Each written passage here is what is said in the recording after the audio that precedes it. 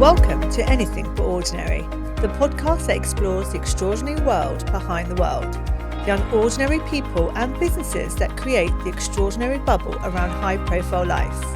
I am Zoe Jackson, and in each episode I sit down with inspiring individuals, from founders and creators to pioneers and disruptors, who are redefining success and carving out their own paths in business and in life.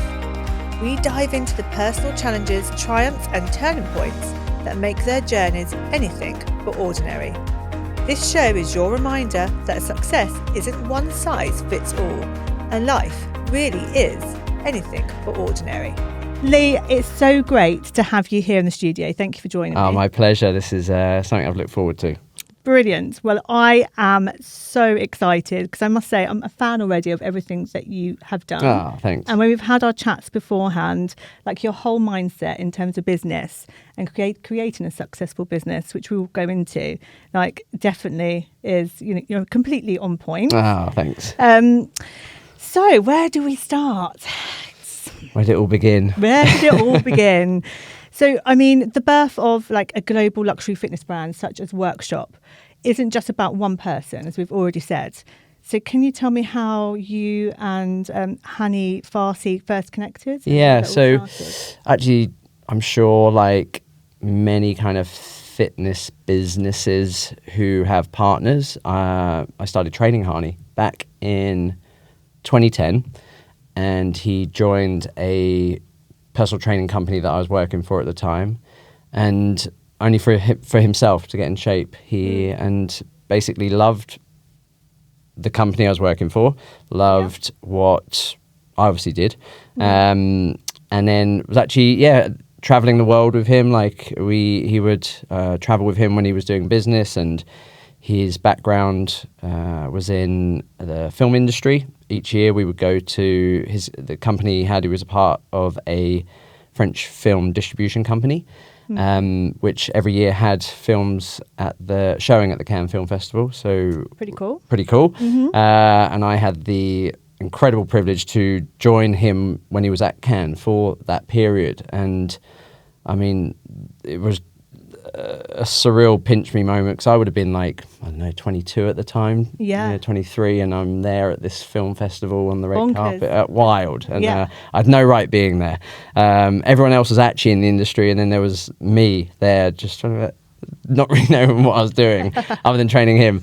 And I love it, so fast forward up to just before beginning of 2012 or maybe end of 2011, he actually approached the company I was working for to bring their he was launching the Bvlgari Hotel in London, so he was one of the original partners in it, and he approached the company I was working for because he loved our approach to training and loved that there was a thought process behind the training, and that he wasn't getting injured, he was feeling better.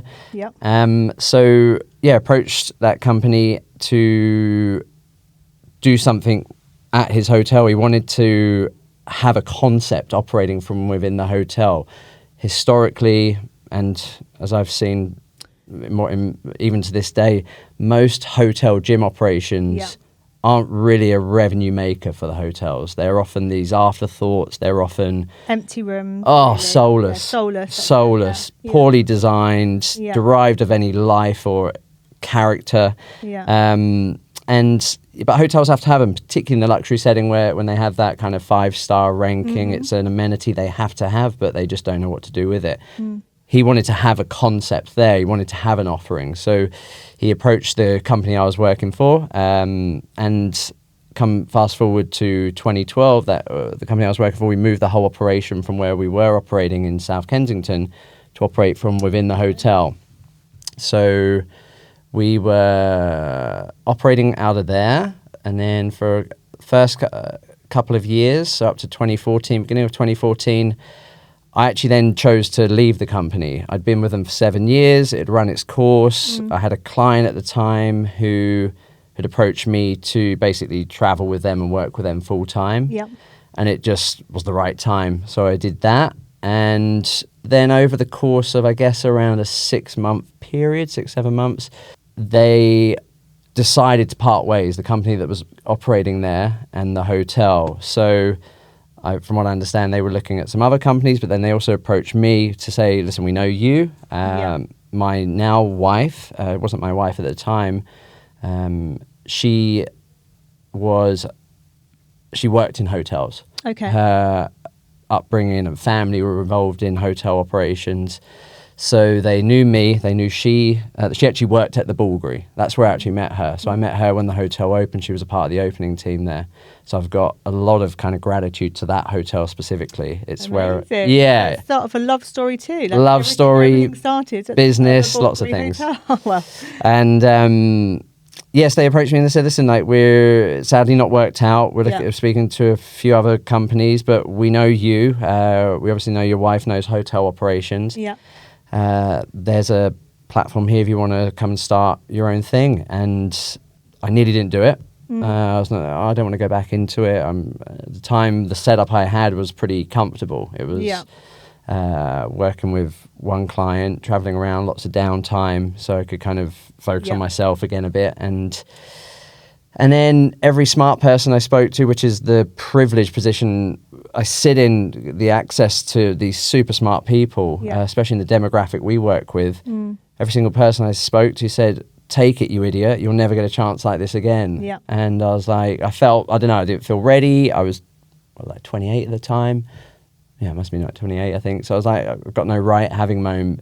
Even I'd always worked for myself, but to run a whole thing, there was no brand, there was no nothing. You're starting completely from scratch. Yeah, I still remember this one conversation with one client. He was like, am I allowed to swear on here? You can swear. All right. Definitely swear. And he was like, fuck it, if it doesn't work out, you just... What if you lost? Walk away and do something else. I was like, I guess so. So.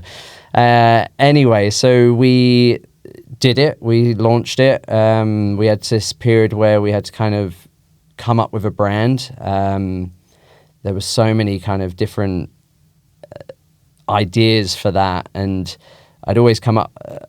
Workshop, ironically, which is the brand, was the first idea, and then we'd floated it, discussed it. He didn't agree with it at first. Everyone else was like, no, it doesn't make sense. And it was actually born out of, I remember there's Workshop Coffee, coffee shops in London. Oh, okay. They do amazing coffee. And I remember before we started it, I used to walk past them and be like, that'd be a cool brand for a gym if I ever had one. And then you actually look into the definition of what Workshop is, of this kind of space where people come together to converse and discuss and work on a subject. And that is basically the definition of what the business is. So it could actually, once you understand the definition of it, it actually it resonate more with what it is. So, we kind of launched the business in October 2014. That's how that's kind of how it all started. That was the incarnation of it all, Isn't it just amazing? So Hany, and I think this does say a lot, and also it's something that happens so many times for people, are two things. It's kind of twofold. First of all, sometimes you do have that opportunity. So you meet someone, that's the first opportunity. Yeah. They buy into you. Yeah. Because actually, people buy into people. Yeah. And so they don't just buy into the fact that it's going to be this amazing business. They look at someone and think, you're an amazing person. Yes. Trust. Like, I trust you to get behind you, and I think this could work with your kind of leadership with it. Yeah. And then the opportunity, obviously, then the second opportunity is, well, here is the opportunity, because the opportunity was meeting the person in the first place, them kind of putting their trust in you and believing in you and backing you. And then the opportunity, obviously, then is, actually, here we go. Yeah. This could be a whole thing for you. Yep. Let's do this. 2014. Let's go. Through the doors. And that was it. Like he knew I knew operations. He knew I was skilled at what I did. He knew that trainers respected me, clients respected me, but he could give me the infrastructure and support that I didn't know. Yeah. HR, legal, financing, all the things which actually you need. You need to have all that stuff in place, which I couldn't bring to the table. Yeah. So it was a really Yeah, it worked out perfectly. Amazing. So I couldn't be more grateful for that opportunity. And but it was like we were talking about before, like it was an opportunity. We managed to make it work. And like we were saying, like a lot of people I think get opportunities and don't always make it work. And there's timing, right place, right time. But there's loads of things. Yeah. Like, as we know, things can fail. Mm-hmm. And sometimes, those failures lead on to something else. Obviously, this has worked, which is brilliant. Touch wood, every piece of wood. Yeah. Can't find anything. My hair day. Yeah. But then you went on, so 2014. So you first opened up so you took over the concept. The concept, they were still running with the fact they wanted this concept. They wanted to have a concept operating as the gym offering to enhance the membership offering to cater to hotel guests. They didn't want that empty space, which is 1,500 square feet. It's like like you say, sold as significant. Yeah. So, and why should it be this empty space when you're in prime location? We're in the centre of Knightsbridge. A hotel couldn't be more set up in terms of all its supporting amenities of half a Olympic sized 25-metre pool, all the spa facilities, saunas, everything else that comes with it. It's food outlets. Like it couldn't be a better infrastructure to support and provide people with like health and wellness solutions. It's the best infrastructure, I think. Like I mean, I wouldn't do it anywhere outside of that. Honestly, it couldn't be better. Yeah, like you say, really, really well located as well. It doesn't have to be just for hotel guests. And I guess hotel guests expanded to make up a tiny percentage of our day-to-day business. It's all around the local market. It's and that's seasonal as well. Like that changes. Like in the summers, you get a lot more hotel guests when all the local people go away. But that's the beauty of operating from inside a hotel. You've got constant foot traffic. Yeah. I take my hat off to anyone that makes, especially in the centre of London, like an independent, standalone facility work year round, because the reality is, definitely with our demographic, you're only seeing them maybe 8 months a year, because 4 months of the year they're gone. I think it's really, really, it's hard when you're hitting a certain demographic as well. Yeah. So you started in London at the so it's not Bvlgari, it's definitely not Bvlgari. Bvlgari. Margate. Bvlgari. Bvlgari. In the Bvlgari Hotel in London. Yep. And then that moved and expanded internationally. Yeah, so the catalyst for that, I mean, when we started, there was no grand vision of having anything other than that, honest to God. Yeah. But then after a year, we proved the concept worked. Hotel was making money, clients were happy, trainers were happy, they were paid fantastically well, and generated a lot of media coverage, so it was ticking all the boxes. So then what we were seeing was there were a lot of clients coming to the hotel from Dubai, and people going to Dubai, and then I had the idea, I was like, what do you do when... This was kind of pre-COVID, when things weren't going on online and things. It was, so we were seeing clients that were traveling there, and then wanting the same experience but not getting it. Not getting it, but also then how can I support them as well from there? I could write you a program, I can send you something, but that the setup wasn't, the infrastructure wasn't there to be able to really support them when they were traveling. And like I said, we were seeing a lot of people going between London and Dubai. So at the time, Bvlgari were planning, they had a few properties in the pipeline to be opening, Dubai being one of them. So I had the conversation with Hany, and I basically said, because at the time I only had a relationship with the management team of the hotel in London. And I basically said, listen, I think we're getting so many clients going between London and Dubai. I know Bvlgari are opening in Dubai. Can I get an introduction to the group to basically see if there's an opportunity for us to do something in Dubai? I'd love it that there was, and this is, I mean, we were talking about Soho House as a brand, that same, when you go to one of them, it's a similar look and feel. Similar, the concept feels. Each one's got its own nuances to kind of match the country or location it's in, but there's a familiarity with it. And that's what I wanted, because with familiarity comes trust. Yeah. And the biggest thing... that's it. it might, like any like product, you could go to a few others. You just had lunch at the Ivy, right? Yeah. If you go to any of the Ivies, You're going to have pretty much the same. Yeah, It's a bit so different, like you say. each one's subtly different. Yes. But there's a trust that comes, okay, it might not be the best meal I ever have in the world. But I know it's not going to be the worst. yeah. I know it's going to be good. Yeah. There's trust there. It's Yeah. safe. If I can remove that barrier of trust and safety around training, I'm going to get better compliance for the person to continue when they are on the road or when they're there. So basically said to him, can I get an introduction to the group? I'd love to see if there's an opportunity to do something in Dubai, because we get so many clients going back and forth between the two locations. And this was a great lesson to me, because he introduced me to the group, who, like I said, I didn't have a relationship at the time with. I'd seen a couple of them in passing at the London hotel. But basically, for lack of a better word, cold called them. Said, listen, this is what we're seeing. I hope you're happy with everything that's happened in London. If we can help or be involved anyway with the one in Dubai, I'd love to have that conversation.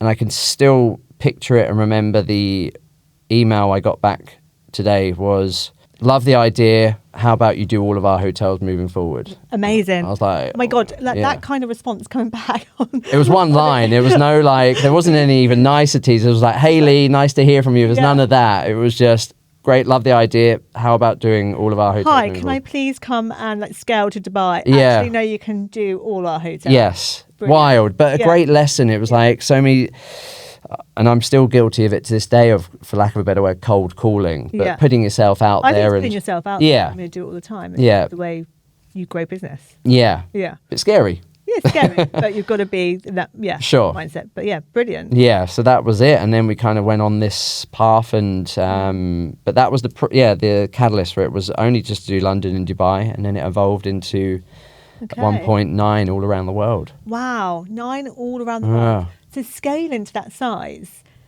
I mean, I think it's like everyone's dream. They set up a business, and well, it's not everyone's dream, but when people set up a business, sometimes it can grow organically. Yeah. Sometimes there is always a plan to scale.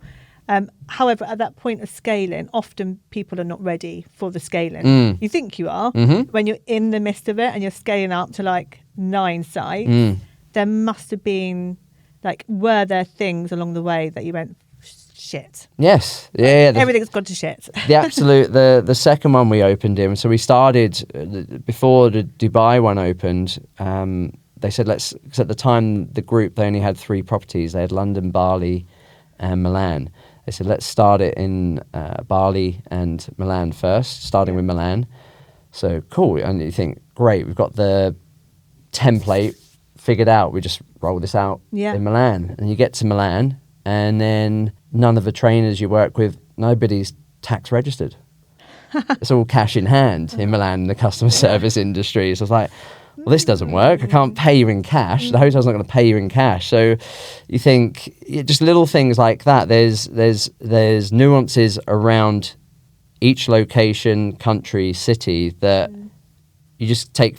My ignorant self thought, oh yeah, of course everyone's going to be set up and doing this by the books and properly. It wasn't the case. So I had to figure out another solution for that. Yeah, and then there's obviously other little subtle things like language barrier on some things. So there's so many different things, because when you're scaling to different countries, although you're going to be looked after by the business, Bvlgari, the fact is that you're coming in as an independent, so you are it's still your business within a business. Yes. So I guess there's so many things you've got to think about, I don't know, just so many legalities.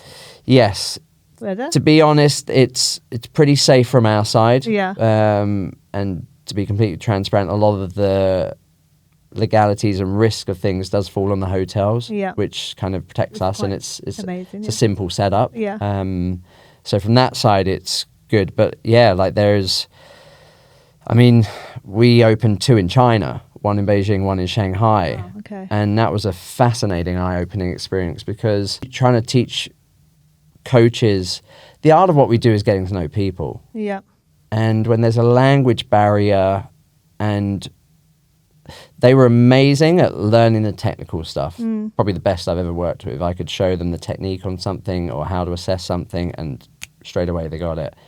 It was really, really hard to get across the human side of things. Yeah. Because it was a bit more of a Is it different for different culture? Yeah, absolutely. Yeah. There's cultural things at play there for sure. Yeah. But the demographic we were working with was an international crowd. Yeah. So that was really challenging. How can I teach? I can teach the perfect squat. It's hard to teach empathy Yeah. with a language barrier and lots of other things as well. So, and I mean, that's what kind of personal training is. Personal. You've got to get to know the human. They're not robots. No. So, Yeah. but when you've got things in place, cultural things, language barriers, it's really, that was a real lesson. What do you think? So now where you're at now, and so you were in how many sites? Yeah, one time we were operating 9 places around the world, ranging all the way from London to Bali and everything in between. Oh, so where you're sat today, Yeah. and where the business is today, where do you see you guys going in the next 5 years? Yeah. Where do you see Workshop being? Yeah, I mean, right now, actually, I mean, the last couple of weeks have been a kind of crazy couple of weeks. We've had so many inquiries come in about, so the business is going in a bit of a different direction in the sense that we're doing a lot of consultancy work. Yeah. Brands that are coming to us that are starting hotel brands and wanting. That's interesting. We'll touch upon that in a minute. Yeah, wanting to develop a concept. Yeah. And not only just like what is their fitness concept offering, Yeah. helping them with designing facilities, helping find trainers, Yeah. helping educate trainers. Basically what we did with every Bvlgari Hotel around the world, but to other properties. Yeah. And then not even kind of doing it. There's kind of 2 models we operate under. There's this model where it's basically a management setup. Yeah. And it's you've got Workshop London, Workshop Santa Barbara on the wall, for example. Yeah. And it's a full management setup and you run the facility and you walk in, it's like Workshop through over the place. Like Yeah. there's all these touch points for the brand. But then there's the other side where it's not so much of a management but just kind of an ongoing consultancy, and that's this concept which is whatever their brand is powered by Workshop. Yeah. So we basically give you the products, we hold your hand on the process versus actually managing the day-to-day operations. Yeah. So that's where the business is going in the next 5 years. And do you feel like the brand, so being Workshop, like how do you feel like you've really moulded that and cemented it into what it is? Yeah, I think Building a brand's hard. Like building a business and building a brand are from start, two it's different things. yeah, and especially us. Like we were in arguably the best hotel in London. You're a brand new entity. You're having to establish yourself. Whilst I had credentials and had a small profile, you're starting from scratch, and trying to in an industry which. I love our industry, but nothing's really evolved in about 50 years. Honest to God, it's just wrapped up in a different package. Okay. So how do you're not reinventing the wheel, but then are you ever reinventing the wheel? I always feel like what you're doing is just evolving. very much so, and embracing new things which Yeah. are coming readily available. Yeah. The training concepts, I mean, if you look at our offering, it's strength and conditioning, Yep. Pilates, Yeah. yoga, boxing, swimming. Yeah. That stuff's been around for hundreds and hundreds of Yeah, years. yeah, There's yeah. nothing new in that. What's new is your interpretation of how you get people to do that stuff and what they're doing within those disciplines. Okay. And that's where technology can influence that. Things like Whoop and Aura, they will give you data. So then you're able to tailor the experience more based on that person's own unique biology at that time. Amazing. So that's where it's kind of evolved to embracing new assessment tools, new monitoring, readiness tools, but while still staying true to what's always tried and tested and always worked. Okay. That's the best way to describe it. And so in terms of new technology and in terms of assessment tools, what kind of tools do you have at Workshop? Yeah, I mean, our onboarding process, like the assessment protocol we take people through, we analyse their movement through a 7-part movement screen. Okay. We analyse their body composition, so how much lean muscle, how much body fat, where are you storing it? It's very scary. Yes, but the truth hurts sometimes, but you need to Yeah, have the yeah, you data. need- We you need need to the know data, that it's we started here and we've ended up here. Yeah. And then the final piece of the pie is looking at people's metabolism and VO2 score. So Okay. what's your resting metabolic rate? How many calories do you basically need just to rest? And then what is your VO2 score, which is basically is one is a key indicator for longevity and health and lifespan. So that's really our... So what does that mean? So yeah, it's basically how well you utilize oxygen, how much oxygen you can take up. So it's a measuring... They use it basically particularly around cardiovascular sports, runners, cyclists. So Lance Armstrong, despite his enhancement, he would have an amazing VO2 score. Yeah. But there's people that have popularized this in recent history, people like Peter Attia, who talk about the importance of having a good VO2 score for longevity, and it's great. I mean, but that's been around for years. It's just there's now important figures shouting about it. Yeah. And that's my point. It's not really evolved. It's just now more and more people are aware of it because... Well, I guess it would have been used more by athletes. Yep. And people that are training competitively, where now it's just more, widely available. Exactly. The testing equipment for it used to be £20,000-30,000. Now you can get it for £1,000. Okay. So it's just, like you said, much more readily available. But then people want to know that stuff because there's been these influential people who are an authority in health and longevity and performance shouting about it. Yeah. But like I said, it's been around for years as a measuring tool for cardiovascular health. I love this because I learned so much. Yeah. I learned so many new things on each and every episode with a new guest. Yeah. So it's brilliant. It's all to be stored in there for interesting conversations. Well, next time I see you, I know stuff. Yeah, you'll be telling me your VO2 score. Yeah, exactly. Okay, so working with celebrities, high profile people, CEOs, international kind of wealth. Yep. International people, that must be really, is that tricky to build programs that are going to work for them because of their lifestyles? And how do you I mean, it sounds really basic and maybe a bit stupid of a question, but how do you do it? Yeah, I mean, being honest. Yeah. Listen, you got to do the work. Supporting them in whatever way you can. Obviously, when they're working with you in person in London or in Paris, wherever you are, great, we do that. And that's easy to do because we're literally here physically together.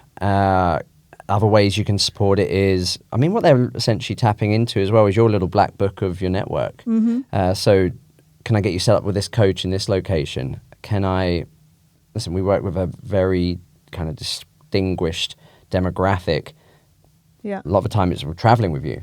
Okay, I'm away for a week. Can you join me? Absolutely, we can do that. And then... So you will travel with the clients? Yeah. And the trainers that are part of your team will travel with the clients? Yep, to support them if they want that. Yeah. One of the best things, there wasn't many good things that came from COVID, but one of the best things was that it forced people online. So a demographic that would maybe never even consider doing online training were forced to. And then now that's a really readily available tool. It's a huge thing. I think it's definitely changed a lot of businesses. Yeah. So now we've got your in-person stuff, you've got your traveling stuff, but then you've also got online. But then I can also get you set up with my network of coaches if you're in a country where we don't have a facility. So and doing what you can. And sometimes it's none of that. It's just, hey, listen, just make sure you get half an hour of cardio in a day. Make sure you go for your 10-minute walk. You're just trying to set it up for success. And sometimes just keeping them on the right trajectory. There's a great saying, I mean, I've probably said this 10 times a day to clients, but there's a saying which I love, and it's don't let perfection be the devil of good. Okay. And so many times, people think unless I have that perfect workout, unless I fully comply with it, it's not... No point of doing it. No point doing it. Yeah. But it's no, just turn up. Just turn up. That's half the thing. And don't let perfection be the devil of good. And it's brilliant in absolutely every facet, from training to nutrition to business, everything. Look, I absolutely, I love that. And I love everything that you've done and where you are now. It must feel like such a journey, having got to this point, and Workshop being where you're at now, because you're not just, you offer other stuff as well. So as a brand, we've touched upon the management stuff. Yeah. Are there other sides to the brand in terms of products? Yeah, there's a product offering which was born out of necessity. We were working with other brands so basically what we have is we have a line of nutritional supplements. There's apparel. That's really Oh, really? So you can like go and buy this. At some point you will be Yeah. able to. Yeah, This one I love specifically. it. Thank you. Me too. But yeah, that's great for marketing. Yeah. We're not competing with Nike or anyone, so you Yeah. have to kind of stay in your lane with that. But then, yeah, small exercise equipment. But it's more that when we're going into like these hotel settings, that it's a package and a system they're basically bringing in, and a concept, and the whole offering is whole and holistic and touching on every part of it. Obviously the gym and the training part is looked after, but we've also got this added element where we can enhance people's health. So the nutritional supplements have a huge value because they can be utilized obviously within sessions post-workout, Yeah. but they can also be available from in-room dining and Yeah. in the bar. Really? Yeah. In-room dining? Absolutely. I'm sure you can get loads in that hotel. But most hotels, in yeah. terms of like room service, I'll be like, can you bring me the IV drip? Yeah. I mean, there's definitely hotels doing that, particularly Yeah. those more kind of medical focused ones for sure. Yeah. But that's why I love a hotel setting, because there's so many touch points to be able to enhance and influence people's health. Yeah. Like I said, from the gym, from the spa, from the restaurant to in-room, like you can really change people's lives. So I know you're really passionate, you really believe in terms of the concept of, and we touched upon it when we chatted before, we've sat down today, in terms of building a business within this structure you have Yeah. of the Bvlgari Hotel. So, and you've spoken about it just a moment ago about wanting to impart that onto other businesses and how hard it must be. It's like I go to an independent gym, Yeah. which I absolutely love, and they're brilliant, the guys there. But I know it must be, it's always tricky running a business. It's always going to be saturated. This industry as well. So what's your views on that? What's your advice? Yeah, I mean, my advice would be get into a place where you don't have to pay rent. I don't know, paying rent scares, excuse my French, scares the shit out of me. Yeah. And I take my hat off to these facilities and trainers that are able to make it work, because the reality is you need to be in major cities, because obviously this works outside of that, but if it exposes you to a different demographic in major cities, the reality is that client base, they maybe travel a bit more, so you might maybe have only 9 months of the year where you're actually revenue making, which 9 to 10 months, but so that makes it really hard. So yeah, I mean, what resonated with the name of your podcast was Anything But Ordinary. Yeah. I felt like my business in this industry is anything but ordinary. Yes. Because we don't pay rent, and I feel like more and more trainers, whether it be in hotels or luxury, or not even luxury, but residential buildings that have gyms, go into that. Do you think that's achievable to scale? 100%. Yeah. 100%. Like, these places need help. They don't know what they're doing. They know how to do hospitality really well. They know how to operate apartment buildings really well, but they don't know how to do gym operations at all. That's not, and they shouldn't do. That's where there's a real missed opportunity for trainers, because trainers need a space. Yes. That's what we need. You don't even need much. It's a match made in heaven. Partner up. Do Yeah. a rev share. Do something. There's so many ways you can kind of set it up, but it's a win-win for everyone. I would strongly encourage. And over the last few years, like, I've had a lot of, not lots, but more and more trainers kind of reaching out to help them with this. Like, how do you get into that? How do you do what you're doing? And it's one thing I wish more trainers would look at, because I think it's a brilliant business model. I think it's an interesting business model. Yeah. And of course, it means the hotel have to be open to it. And Yep. I'm sure, and you've got to prove that, and there's ways you can do that. Yeah. And it can be, listen, you can do, let's try it for 3 months. Let me show that you can do it safe. There's so many ways you can wrap this up, but it's something both parties need. Yeah, and I can see why that would make sense for both parties.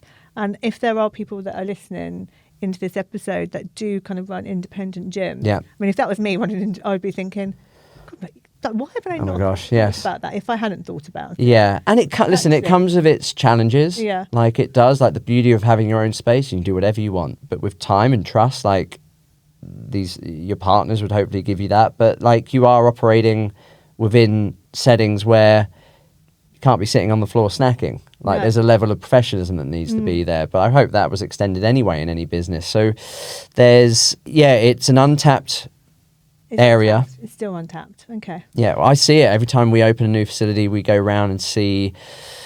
We'll go and check out other hotels, and more often than not, they're not our direct competition. It's actually more independent private training facilities. But I see like the amount of other hotels that invest significantly on these spaces, and there's no one in there. Yeah. And it's derived. The amount of hotels I've been to. Depressing. Like, go there and work out because I want to work out whilst I'm there. But it's nothing really.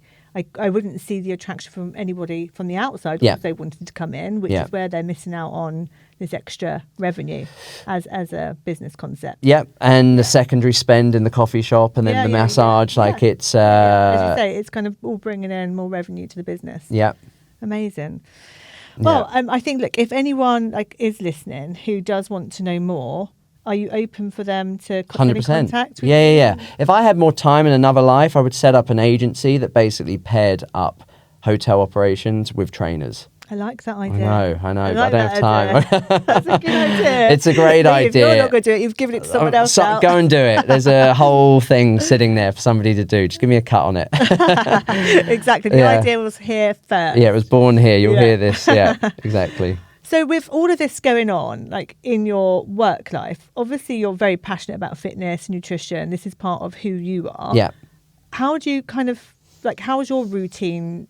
How do you work it when you're working on other people's routine so much? How do you keep up with your own personal routine, and has that had to change? Yeah, great question, and couldn't be more prevalent in my life right now. Right. I had a 2-year-old girl, beautiful little girl.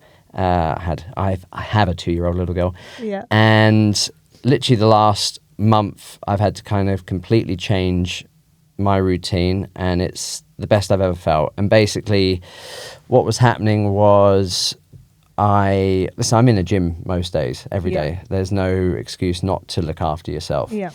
But since our daughter came along, be around in the mornings, kind of help get her ready, get into the gym, work with clients up until lunchtime, early afternoon.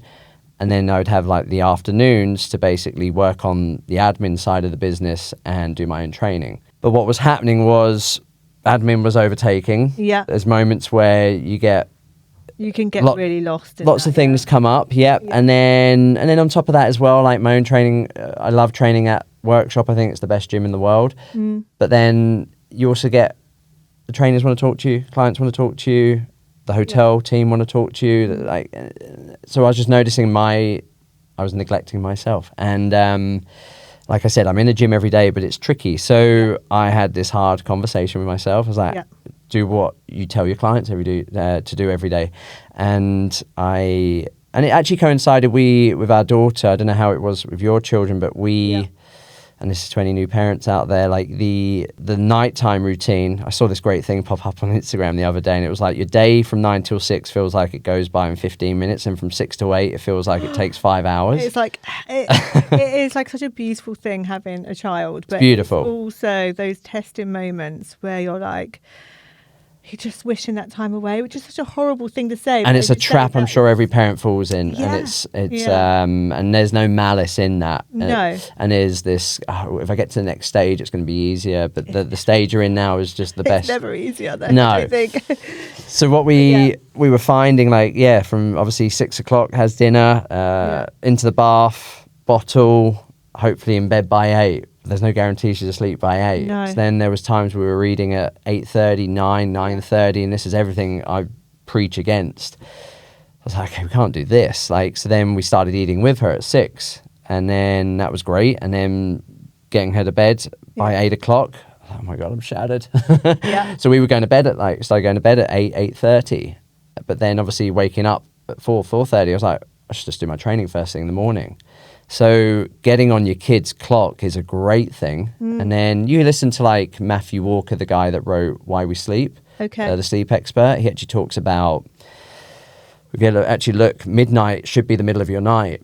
Mm-hmm. Bang on, if you're having 8 hours sleep, you work 4 hours either side of that. So you're up at 4? Yeah, up at 4. So I get up at 4:30. You don't get up at 4. Swear on my life. Do you want to check my Whoop? Yeah. I need to get one of those. Yeah. It takes a shift initially. It's rough that first week. But I talk to clients about this. Use jet lag as a tool for that. When you come back and you're already waking up early, stay on it. But wake up 4 to 4:30. You're like the 4, well, they have a 5. I didn't know they had a 4 a.m. club. Like, I've put there's Just me and Mark Wahlberg are in it. I love it. You're the It's one an that's elite going to club, be ruling the the two of world. us. Yeah.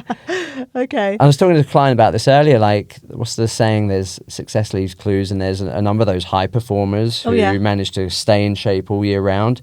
What's They're the up common early. themes? They're up early, they get it done, Yeah. so there's no distractions. Yeah. And then that's how I've done it. And listen, this is a new thing. I figured this out a month ago, but I'm loving it, and it works for me right now. Yeah. But it might change. I think, and I think, as you would say, it does change like, as you go through different stages. But the fact is, you've made it work for you right now in your situation. Yeah. Because the worst thing would be if you're there, as you had got into the pattern, teaching every day, like working on the business, going with clients, and then not getting in your own personal fitness and looking after yourself, because then that will have a detrimental effect. For sure. Essentially on yourself, your mental health, the business, your energy levels, everything you relationship, everything you bring to the table. Yeah. But it's a good one, actually. You've got me thinking. Maybe. Listen, it's rough. I'm not gonna wrap it up any other way. It's rough because, especially like in these months, it's obviously getting easier now. We're coming into spring. Yeah. Those winter months are rough because it's darker. But pull that band-aid off. If The Rock can do it, you can do it. God, join the 5 a.m. club, 4 a.m. club. Yeah, I mean, at the moment, personally, I changed my routine a little bit, whereas I was kind of waiting to go to the gym till I finish a certain part of my day, a bit like yourself. And then what you find is you never go. Well, so I just get carried away with something else. Discipline. Now I do it in the morning. As soon as I'm in the office, the first thing I do is go to the gym, because it's my child-free time. The children are in childcare, essentially on work time, but hey, this isn't work as well. It's my meeting. I never change it. Yeah. Like, I'm in a meeting. Discipline has a shelf life, and it will decrease as the day goes on. 100%. So if this is important to you, whatever's most important to you, it might not be training. It might be something else, but do it at the beginning of the day when that discipline is at its highest. Get it done. And your compliance with it will be tenfold better. I love it. Brilliant advice. And so moving on from that then, any other advice for independent trainers, entrepreneurs? What advice would you give?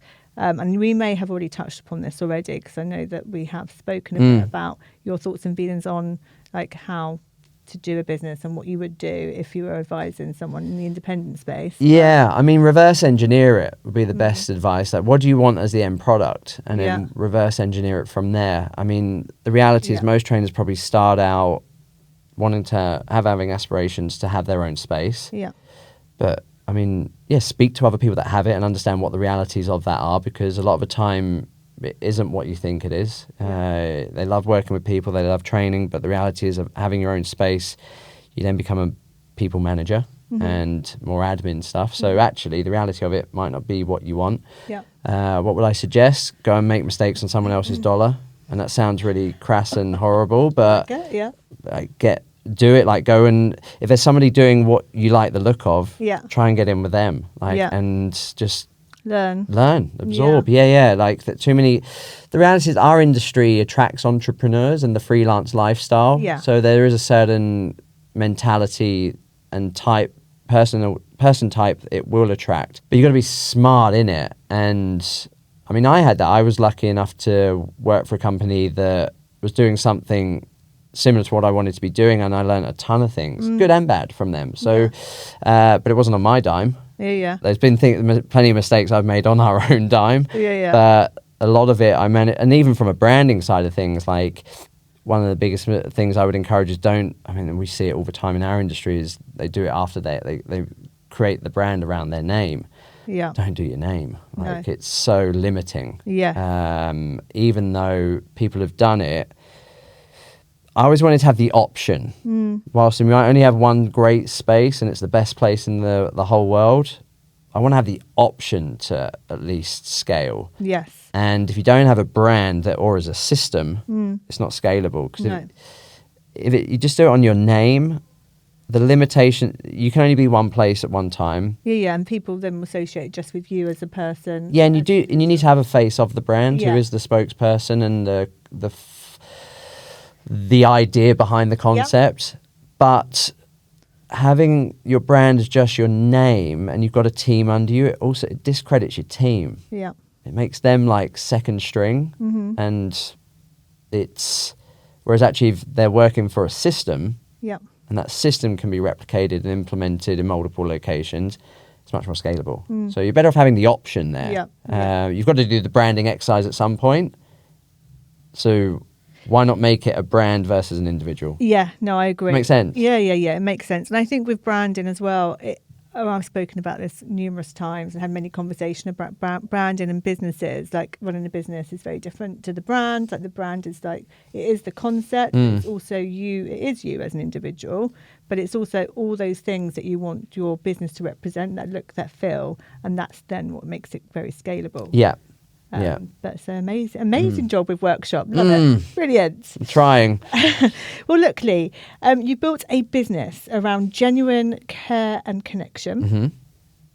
So has there been a moment which is anything but ordinary, or a client that's moved you on a personal level? Given the clients you worked for, I'm sure there's been lots of moments. Lots. Listen, when people get married, when they have kids,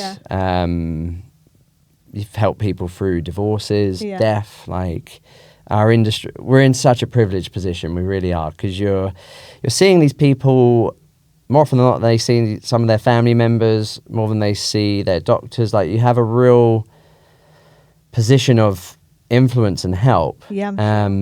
So there's been many of them. I can think of one guy in particular who I've trained since, my gosh, maybe like since 2009. And he's just gone through the most amazing transformation, and I couldn't be happier for him. And he's like a new person, and has battled with lots of things over the years and struggled with things. And he's become a dear friend, and I smile every time I see him because he looks so healthy. I couldn't be happier. So yeah, there's so many stories. You said about there's anything but ordinary situations come up, like anything but ordinary kind of moments or clients. So it could be a moment. I've had some pretty crazy you've had some wild situations I've been in. There was one time I was actually in Milan at the time, so we used to go there during the fashion weeks because there was such an influx of media and celebrity and things. So myself and a couple of my team, we would from London, we would go there and be on site working with clients that were there and other people and media and things that were there.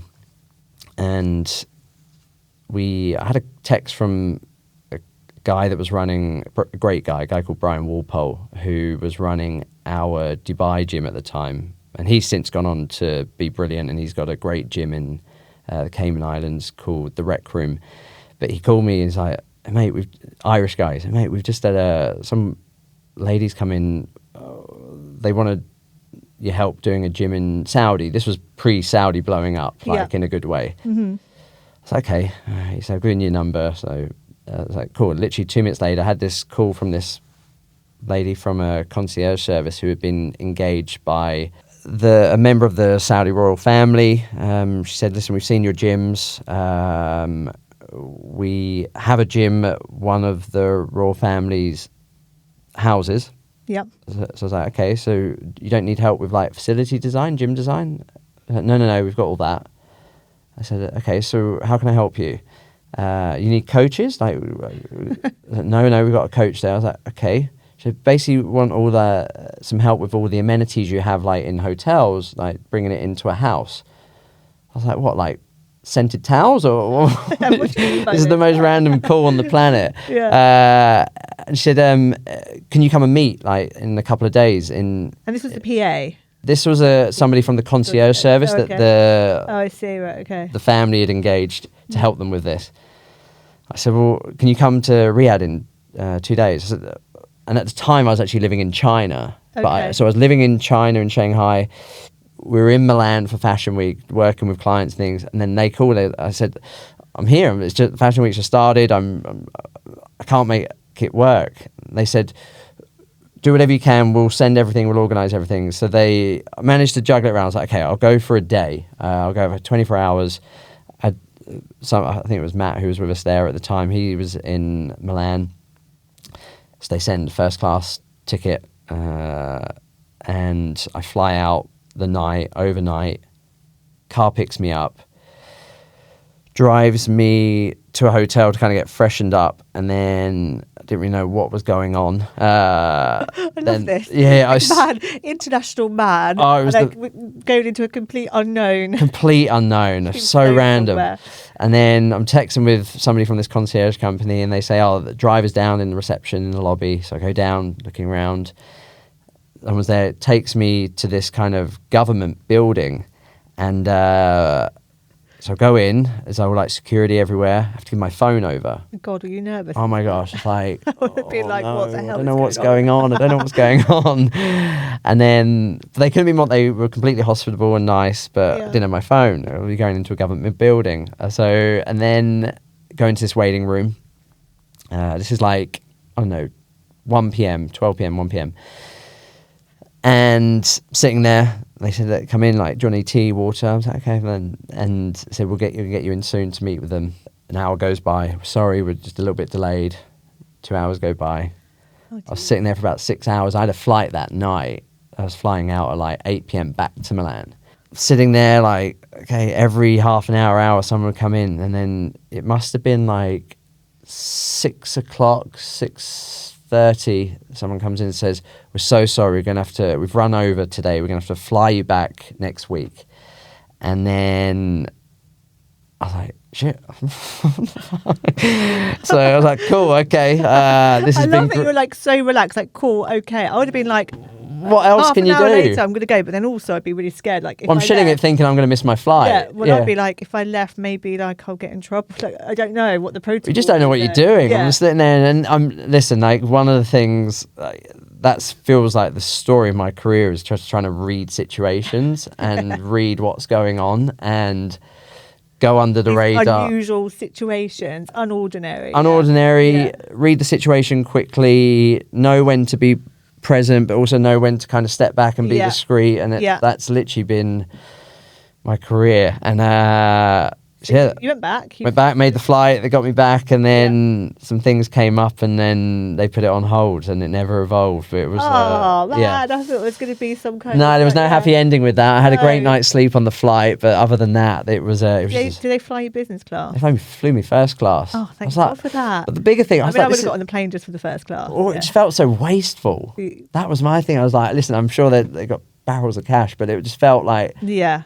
This was such a waste of everyone's time. But we know that whatever of wealth. It's pennies then. Yeah, exactly. Yeah. I mean, we shouldn't say exactly like it's nothing, because it definitely isn't nothing. But as we say, like, we know we've both been around that level of wealth. Yeah, it's all different. Yeah. But okay. That is an unordinary. I still remember that to this day. I tell everyone that was my wildest. Yeah. Okay, so who would be then the most, and I can guess the answer, but it'll be interesting to hear from you, the most extraordinary person in your life, Lee? Who do you think? I think either your wife or your daughter. Yeah, my wife. You've got to say it. Oh, I love my daughter's amazing, but my wife, like, listen, love that. She'll hate me saying this, but she was she worked for the business when we launched it. Yeah. And she was so fundamental in setting standards and helping ingrain the business into the hotel space. And it was a real privilege to be able to work with your partner. It wasn't something we could do long term. We just worked in such different ways. We get to the same result, but we just do it on completely different paths. I was talking to a client the other day who has just had a kid as well. His daughter's 6 months old. I said, the problem with seeing your wife have a kid is now I know what's possible. Yeah. You've just fucked yourself, because what I used to think you could do was maybe here, but seeing you give birth to our daughter, and she did naturally and everything, so I was like, okay, I know where your threshold is now. It's way higher. So oh, nice. Yeah, I mean that in a beautiful way. Yeah, a flip reverse. Like, she's probably thinking, no, I need more care. Yeah, no, you can do more. You can push this. I know exactly what you can do. You can. So she set this new threshold for what's possible for her. But she's been a honest critic of myself and the business in the most loving way. She sees things so clearly, and she's brilliant. Can I just say as well, and I know it sounds a bit like a bit over romantic, but I think most successful people that I've sat down with in this room have had like the partnership of themselves and their partner, whether it be wife or husband, that being a really strong key point has definitely, it's always been a focus and talking point throughout the conversation about how it's propelled them to success. Yeah. Like, it is amazing when you have that partnership. Listen, I've travelled relentlessly for the last 10 years, and there's never been a time she's got annoyed about it. Yeah. And that kind of says it all for me. Like, there's never been, oh, do you have to go again? Do I do? There's no negativity. And even more so when I'm travelling with our daughter, because that workload falls on her. And it's, and she'll say she's tired. I mean, absolutely has full right to say that, but has never kind of complained about it.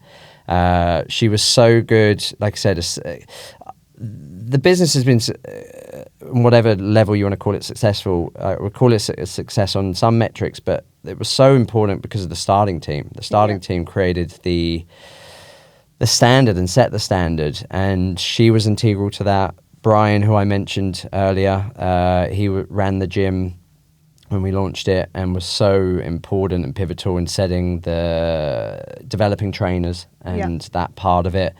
And then I've said this repeatedly, but I've been so fortunate to have amazing management teams. We've had 3 management teams since the inception, in London, talking about specifically, since the business was since its inception. Brian started it, and then we had 2 great guys called Matt and Arta, who then took it on, and then 2 even greater guys in Alex and Mike who run it now. And if it wasn't for each 3 of those, Adina and Brian, Matt and Arta, Alex and Mike, I wouldn't have had the ability to go and do the other stuff. Yeah. And each one of them has pushed it on better and better. Yeah. So the key of having like important people that are rooting for you, behind you, with you, next to you as a partner or as part of your team is just massively key. Massive. And sometimes not just to keep the ball rolling, just to keep it in action in the game. And it's like that. That's I bring something to the table, but it's an empty table if they're not there. Exactly. Yeah. I love that. Yeah.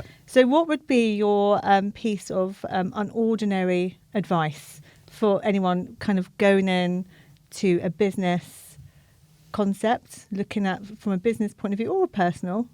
Yeah, I mean, when we first spoke, I told you about that book, which I thought was so... Yes, I've started to read it. Yeah, I don't know how you're getting on with it. It was called Small Giants, and it was by a guy called Bo Burlingham. It was a great... I read this before we started Workshop, and it was basically this notion of staying small but great, when actually a lot of the time there's this notion that you have to be huge, scaled, big. Yeah. For it to be a success. And I'd encourage people to read something like that to give a different perspective. And there's lots of examples in that book of businesses that have built a reputation, been great, had the opportunity to scale and go large, but have decided to stay small because actually the owners or operators of the business enjoyed the lifestyle it served them. And that's great. Yeah. And then some other ordinary advice would be don't pay rent anywhere.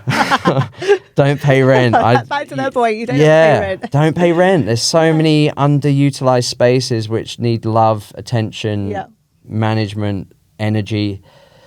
Go and find them. I think all the hotels, all the luxury hospitality spaces that have a gym space or offering are going to be like influx now of people going. Maybe, hopefully, good. I mean, everyone's a winner then because like the guest gets the better experience, the hotel brings in more revenue. Yep. The trainers get space to operate from. Love it. And maybe it can be the start of a brand, and you do something similar where, like, well, you launch, it might just be one. But I mean, we went on to create what I believe today is the first global fitness concept that was operating from within a hotel. Like, whilst the hotels have operated with a celebrity trainer or something like that at one location, there's never been anything globally done like we did. And I hope there's other trainers and not even trainers. I don't know whether it's like, I don't know, anyone in the customer service industry, whether it's hairdressers or makeup artists, like can do.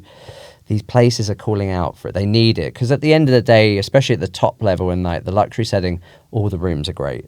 All the hotel rooms are great. There's not much. The beds are great.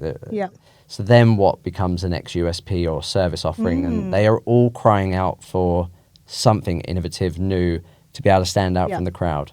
Brilliant. So I would encourage trainers to do that. And if they need help, I'm an email away. Email Lee. Yeah. He'll see the admin in the morning. Exactly. When he's up at 4. I won't do it then. I'll do it in the afternoon when I Yeah. sit down and do admin. Well, look, Lee, thank you so much for joining thank me you for on having Anything me. But Ordinary. You have been an excellent Anything But Ordinary guest. Good. And yeah, like amazing advice, amazing chat, and hopefully like lots of our listeners have gained really useful information. I hope so. Yeah. I hope so. Thanks for having me. No worries. Thanks so much for tuning in to Anything But Ordinary. I hope the conversation gave you a little inspiration, maybe a new perspective, or just reminded you there's no such thing as a straight path when it comes to success. If you love what you heard, it would mean the world if you could follow, subscribe, or leave a little review. It really helps us keep sharing these incredible stories.